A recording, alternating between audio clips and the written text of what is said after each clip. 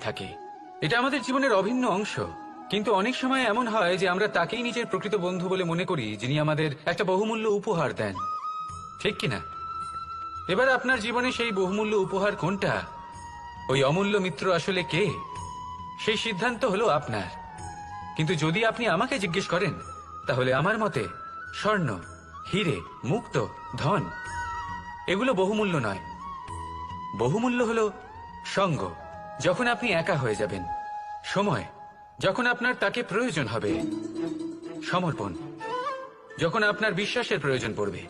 যে মানুষ আপনার প্রতি এই 3 গুণ প্রদর্শন করেন, যিনি আপনার কঠিন সময়ে আপনাকে অবশ্যই সঙ্গ দেবেন, যখন আপনার প্রয়োজন পড়বে আপনাকে অবশ্যই সময় দেবেন, আপনার প্রতি সম্পূর্ণ সমর্পিত থাকবেন, সেই হলো আপনার আসল মিত্র, সেই হলো আপনার প্রকৃত বন্ধু। কারণ সত্যি বললে বন্ধুত্বের